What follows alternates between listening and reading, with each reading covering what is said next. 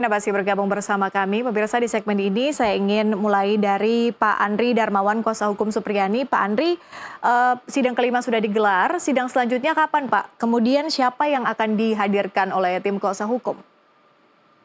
Ya, sidang berikutnya itu akan digelar hari Kamis nanti. Jadi kami masih ada satu kesempatan untuk menghadirkan ahli.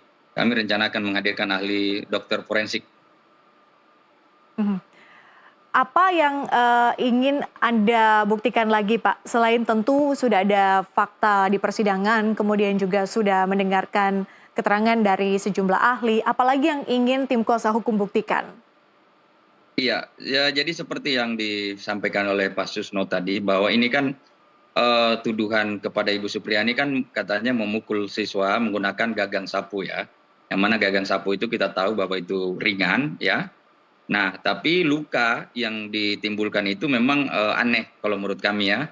Karena di situ ada seperti lecet, kemudian ada memerah, kemudian ada seperti lesi kulit terbakar begitu. Karena dia menggelembung dan berisi air katanya. Nah, itu kan berdasarkan bukti foto yang dipoto oleh ibu korban, kemudian juga keterangan ibu korban. Nah, kami sangat sayangkan memang, kami menyaksikan terhadap hasil visum et repertum karena pertama bahwa secara prosedur bahwa ternyata yang membawa visum atau pengantar visum itu ternyata orang tua korban, bukan dari penyidik.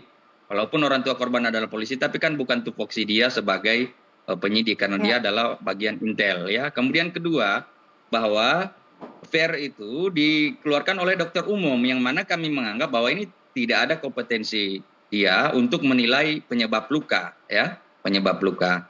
Nah, sehingga atas kejanggalan-kejanggalan ini kami ingin menghadirkan dokter forensik karena kami memang ada dugaan lain ya, ada dugaan lain terkait penyebab luka anak ini ya. Kami ingin nanti biar ahli forensik yang menjelaskan tentang luka-luka ini, seperti itu. Tapi dugaan dari tim kuasa hukum seperti apa sebetulnya? Yang jelas bahwa itu bukan akibat pukulan benda tumpul, apalagi yang dipukul sapu dengan satu kali pukulan ya. Nah, ada beberapa dugaan termasuk bahwa kalau kami sesuaikan dengan keterangan anak bahwa dia jatuh di sawah, kami menduga bahwa itu bisa saja dia digigit serangga yang seperti tomcat ya. Mhm. Karena kalau kita lihat ciri-ciri ya, coba kami juga periksa di referensi-referensi, kami melihat contoh-contoh misalnya ini akan ada kulit melepuh, ada berisi kulit melepuh cairan, kemudian dia merah memanjang, melebar, dan dia bisa berpindah begitu. Kalau digaruk dan mengeluarkan air itu bisa berpindah gitu. Nah, Tapi kalau dari Pak Andri, maaf saya potong, tapi memang ada kasus-kasus demikian di sana? Oh iya, iya. Kalau itu kan kita bisa lihat ya, misalnya bahwa seperti itu banyak ya, misalnya apalagi di sawah ya, serangga-serangga jenis itu. Nah, itu kami Mhm. kami coba mengarahkan ke sana karena memang dari tampak luka ini memang kami sangat curiga seperti itu. Mhm, dan itu yang ingin dibuktikan oleh tim kuasa hukum di persidangan nanti? Ya, Mhm. ya. Oke, oke, saya ingin bergeser ke Mas Reza. Mas Reza, saya ingin lebih fokus kepada apa sebetulnya yang harus dilakukan. Mungkin berdasarkan rekomendasi dari Mas Reza sebagai pakar psikologi forensik. Kasus ini sudah naik di meja hijau di persidangan, saat ini sudah berjalan, tapi tentu dengan berbagai macam catatan dari berbagai institusi maupun juga lembaga. Tapi apa yang ingin sebetulnya Anda sampaikan, Mas Reza, di sini? Mungkin dari semua pihak, siapapun, institusi Polri, atau mungkin dari lembaga pendidikan, atau mungkin dari sisi DPR, adakah yang ingin Anda sampaikan? Menarik bahwa tadi majelis hakim mengajukan sejumlah pertanyaan ke saya yang keluar dari konteks psikologi forensik. Boleh jadi majelis hakim membaca kurikulum vitae saya dan menemukan ada beberapa riwayat kerja saya di dunia perlindungan anak. Karena itu tadi majelis hakim bertanya misalnya tentang pengasuhan dan juga tentang keberlanjutan pendidikan, sebutlah korban pidana secara umum. Saya tidak spesifik bicara kasus ini. Pertama, disampaikan terkait dengan hak-hak yang harus diterima oleh korban. Di dalam Undang-Undang Perlindungan Anak sudah jelas, hitam di atas putih, bahwa korban kekerasan fisik merupakan salah satu kategori anak yang harus mendapatkan perlindungan khusus. Rinciannya tercantum di dalam Undang-Undang 35 2014 dan juga tercantum di dalam PP turunannya. Siapa penanggung jawab bagi terselenggaranya perlindungan khusus itu secara berurutan adalah pemerintah pusat, pemerintah daerah, dan lembaga negara lainnya. Itu pertama. Yang kedua terkait dengan keberlanjutan pendidikan anak. Majelis Hakim bertanya seberapa kondusif kiranya apabila anak kembali bersekolah di tempat yang sama. Saya katakan kondusif atau tidak kondusifnya proses pendidikan anak itu ke depan tidak hanya tergantung pada anak dan guru saja. Misalnya antara korban dan terdakwa saja, saya bicara secara umum. Tapi juga tergantung pada seluruh pemangku kepentingan. Ada sekolah di situ, ada keluarga anak di situ, ada masyarakat di situ, ada dinas pendidikan di situ, ada representasi masyarakat, ormaskah itu, dewan perwakilankah itu, dan seterusnya, dan seterusnya. Tetapi apapun kemudian opsi yang diambil, tetap harus mengedepankan kepentingan terbaik anak. Bukan berarti kepentingan pihak lain, guru misalnya, dikesampingkan, sama sekali tidak.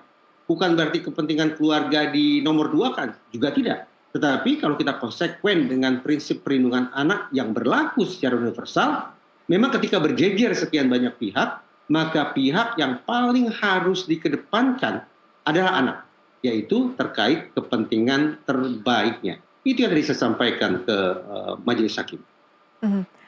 Mas Reza, tapi sebetulnya dampak jangka panjang kepada seorang anak gitu ya, apalagi yang terlibat dalam kasus-kasus seperti ini, apakah dia sebagai korban maupun juga dia sebagai saksi, seperti apa sebetulnya? Setiap anak pada dasarnya memiliki resiliensinya masing-masing. Artinya kita tidak bisa pukul rata bahwa setiap anak yang mendapatkan kekerasan yang sama misalnya akan serta-merta juga menampilkan respon yang sama. Tidak. Tadi di ruang sidang saya memberikan ilustrasi, anggaplah ada 5 orang anak yang sama-sama ditampar, maka kita pastikan kelima-limanya akan menampilkan reaksi yang berbeda satu sama lain. Ada yang menangis, ada yang melawan, ada yang diam saja, dan seterusnya, dan seterusnya. Itu artinya ketika kita bicara tentang dampak kekerasan yang dialami oleh anak pada kasus apapun itu, maka kita tidak bisa pukul rata menganggap bahwa anak adalah sosok lemah, tidak berdaya. Tapi justru tidak tertutup kemungkinan anak memiliki daya adaptasi, memiliki resiliensi, memiliki daya lenting untuk kemudian lolos dari lubang jarum. Katakanlah demikian.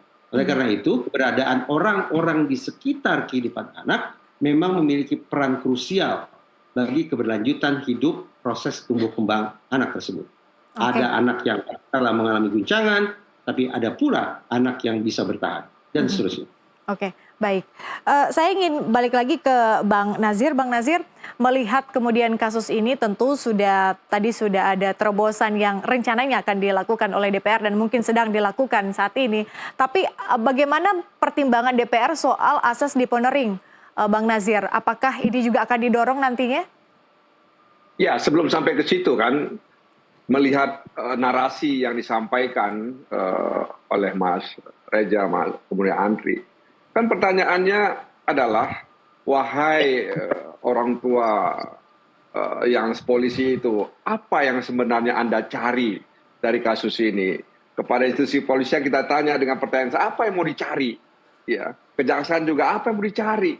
Kemudian ke pengadilan juga apa yang mau dicari? Kepastian hukum. Bukankah setelah kepastian hukum ada kemanfaatan dan keadilan? Kenapa tidak fokus kepada kemanfaatan dan keadilan? Kenapa kalian fokus ya terhadap kepastian hukum gitu? Ya ini jadi menghabiskan waktu, biaya, trauma macam-macam begitu. Nah, karena itu bisa saja ya Kejaksaan Agung dengan kewenangannya mendeponering, ya mengabaikan, menghentikan ya kasus ini setelah mendengarkan ya saran ataupun dari pihak-pihak lain, ya institusi lain terkait dengan masalah ini, karena apa istilahnya justru ini membuat kemudian kepercayaan masyarakat itu semakin tidak ada begitu. Jadi upaya untuk mengembalikan kepercayaan masyarakat terhadap institusi penegak hukum dengan kasus ini akhirnya tidak bisa kita wujudkan begitu. Padahal yang paling berharga itu adalah kepercayaan masyarakat kepada institusi penegak hukum. Jadi ini yang menurut saya memang harus diperhatikan oleh Jaksa Agung, ya. Karena kalau saya dengar cerita dari awal sampai sekarang ini, itu seperti dipaksa, ya, ya, sehingga kemudian banyak hal-hal yang sebenarnya tercermin di situ tidak akurat, ya, tidak presisi. Jadi kita nanti juga mau sampaikan sama Pak Kapolri bahwa presisi Kapolri ini belum sampai ke bawah, ya, belum sampai ke bawah. Nah, apalagi sampai ke Konawe Selatan sana.